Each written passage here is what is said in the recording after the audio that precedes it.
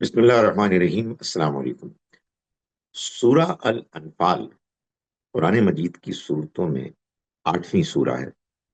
اور قرآن مجید کے صورتوں کے 7 گروپس میں سے دوسرے گروپ کی یہ تیسری سورہ ہے۔ اس گروپ کی 4 صورتیں ہیں، جن میں 2 مکی صورتیں سورہ الانعام اور الاعراف ہیں، اور اس کی 2 مدنی صورتیں ہیں۔ ان میں ایک سورہ الانفال ہے اور دوسری سورہ توبہ۔ یہ دونوں مدنی صورتیں جوڑا دی۔ اس گروپ میں سورہ الانعام میں اللہ تعالیٰ نے قریش کے لوگوں کو اور مکے والوں کو اللہ کی کتاب اور پیغمبر صلی اللہ علیہ وسلم پر ایمان لانے کی دعوت دی، اور سورہ اعراف میں ان کو خبردار کیا کہ اگر وہ اس دعوت پر انکار کا رویہ جاری رکھیں گے تو پھر ان کو آخرت میں بھی سزا ملے گی اور اس دنیا میں بھی ان کی پکڑ ہوگی۔ سورہ الانفال مدنی سورہ ہے۔ اس میں اللہ تعالیٰ نے اہل ایمان کو اسی اللہ کی پکڑ اور سزا کے لیے تیاری کا حکم دیا ہے کہ اہل ایمان اللہ کی طرف سے اس عذاب کا ذریعہ بن جائیں کہ جو اب اللہ کے پیغام کے انکار کرنے والوں پر آنے ہی والا تھا۔ اور سورہ توبہ اس عذاب کی سورہ ہے کہ جس کو اللہ تعالیٰ مکے والوں کو اور ان لوگوں کو کہ جو قرآن کا انکار کر رہے تھے بار بار اس کے بارے میں بتا رہا تھا، اطلاع کر رہا تھا۔ چنانچہ اس سورہ مبارکہ کا آغاز ہی اس طرح سے ہوتا ہے کہ اہل ایمان کو اس بات پر آگاہ کیا جا رہا ہے کہ یہ جو غزوہ بدر میں وہ مال غنیمت کے بارے میں زیادہ دلچسپی کا اظہار کر رہے تھے، اہل ایمان کو اللہ تعالیٰ نے جس اعلیٰ مقصد کے لیے چنا، یعنی یہ کہ وہ اللہ کی طرف سے اس عذاب کا ذریعہ بنے، گویا کہ اللہ کے وہ ہتھیار بنے کہ جن کے ذریعے سے وہ کفار کو عذاب سے دوچار کرے، ان کے لیے یہ بات مناسب نہیں، ان کو زیب نہیں دیتی کہ وہ جنگ کے آخر میں مال غنیمت کے بارے میں دلچسپی کا اظہار کریں۔ چنانچہ سورہ مبارکہ کا آغاز ہوتا ہے اس بات سے کہ اللہ تعالیٰ فرماتے ہیں کہ یسألونک عن الانفال، اے پیغمبر یہ آپ سے مال غنیمت کے بارے میں پوچھتے ہیں، قل الانفال للہ والرسول، انہیں بتا دیجئے کہ یہ مال غنیمت تو اللہ اور رسول کے لیے، فاتقوا اللہ، تو تم اللہ سے ڈرو، واصلحوا ذات بینکم، اور آپس میں ایک دوسرے کے معاملات کی اصلاح کرو، یعنی اس طرح کے معاملے میں اگر کوئی جھگڑا ہو تو تم ایک دوسرے کے ساتھ صلح صفائی کرو، اصلاح کا معاملہ کرو، وَأَطِیعُوا اللَّهَ وَرَسُولَهُ، اور اللہ اس کے رسول کی اطاعت کرو، ان کنتم مومنین، اگر تم مومن ہو۔ یہ جان لو کہ یہ مومن ہیں کہ جو اللہ کے وعدوں کے مستحق بنیں گے، اور اس دنیا میں یہی ہیں کہ جو اس کے فیصلوں کو نافذ کرنے کا ذریعہ بنیں گے۔ فرمایا یہ مومن انما المومنون الذین اذا ذکر اللہ، یہ وہ ہیں کہ جن کے سامنے جب اللہ کا ذکر کیا جاتا ہے تو وجلت قلوبہم، ان کے دل دہل جاتے ہیں، وَإِذَا تُلِيَتْ عَلَيْهِمْ آیاتہ، اور جب ان کے سامنے اس کی آیات پڑھ کر سنائی جاتی ہیں، زادتہم ایمانا، ان کے ایمان میں اضافہ ہوتا ہے، وعلی ربہم یتوکلون، اور وہ اپنے رب پر بھروسہ کرتے ہیں۔ یعنی مطلب یہ ہے کہ ان اہل ایمان کو چاہیے کہ اللہ تعالیٰ نے اہل ایمان، سچے اہل ایمان کا جو ذکر کیا ہے، ان کے اوصاف کا، اس کے مطابق وہ اپنے آپ کو ثابت کرنے کے لیے اپنے معاملات کو درست کریں اور مال غنیمت کے بارے میں دلچسپی لینے سے گریز کریں۔ اس کے بعد اللہ تعالیٰ غزوہ احد کا ذکر کرتے ہیں، غزوہ بدر کا ذکر کرتے ہیں، جس میں کہ اللہ کی طرف سے کفار کو اہل ایمان کے ذریعے سے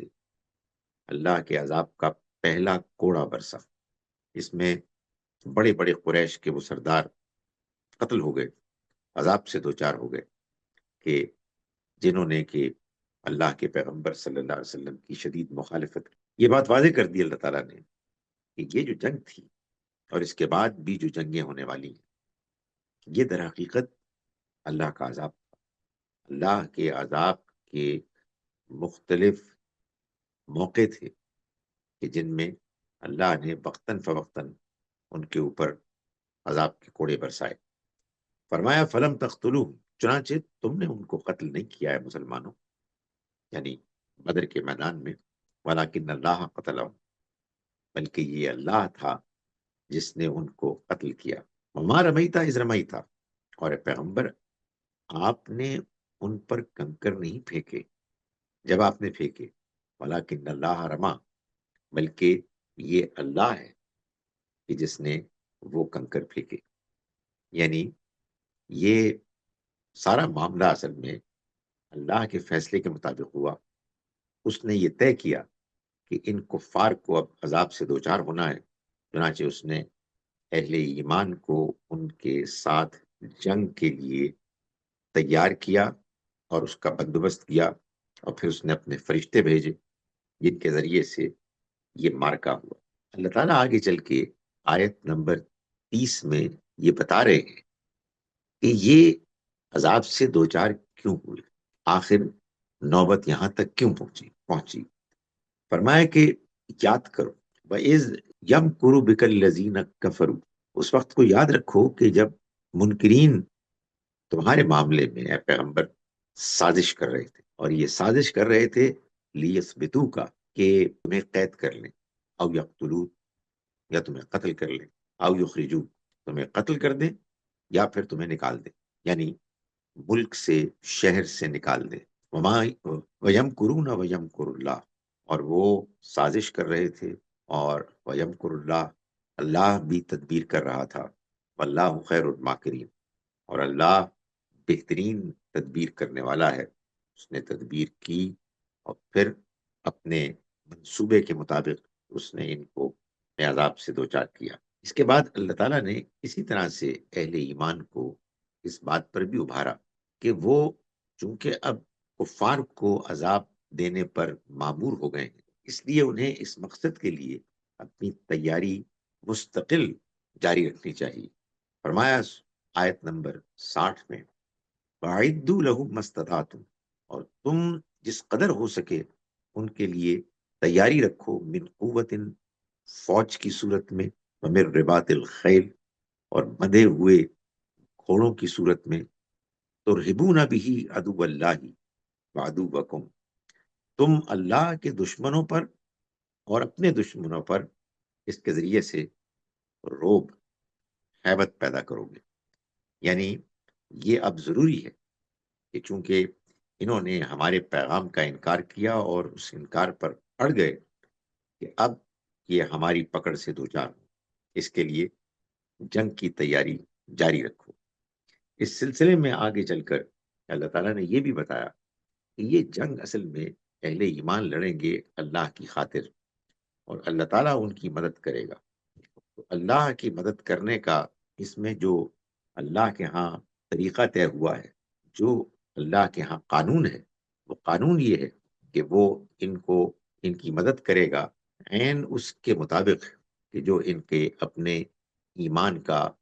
لیول ہوگا۔ تو فرمایا کہ اے پیغمبر آپ ان کو ابھاریں، یعنی ان اہل ایمان کو، کہ یہ لڑنے کے لیے تیار ہوں، اور اللہ ان کی مدد کے لیے آپ کا ساتھ دے گا۔ فرمایا کہ یا ایھا النبی حرض المومنین علی القتال، اے نبی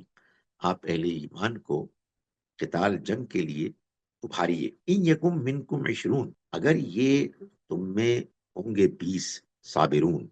ثابت قدم، یغلبو 200، تو یہ 200 پر غالب آ جائیں گی۔ وَإِن یکم منکم 100، اور اگر یہ 100 ہوں گے اہل ایمان، یغلبو الفا من الذین کفروا،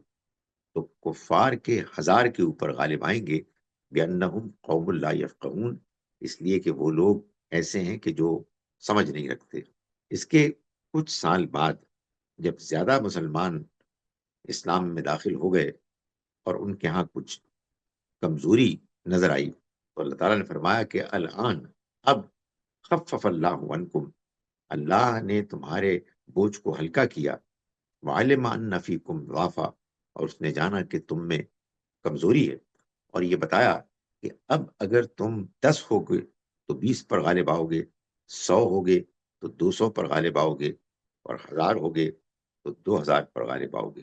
یعنی تمہارا کفار کے خلاف کامیابی کا امکان تمہارے ایمان اور تمہارے کردار کے عین مطابق ہوگا۔ اللہ کی مدد آئے گی اس صورت میں کہ جب تم مضبوط ہوگے، جتنے ایمان اور کردار میں مضبوط ہوگے اتنی ہی مدد آئے گی، جتنے کمزور پڑو گے اسی حساب سے اللہ کی مدد میں کمی بھی ظاہر ہوگی۔ السلام علیکم ورحمۃ اللہ وبرکاتہ۔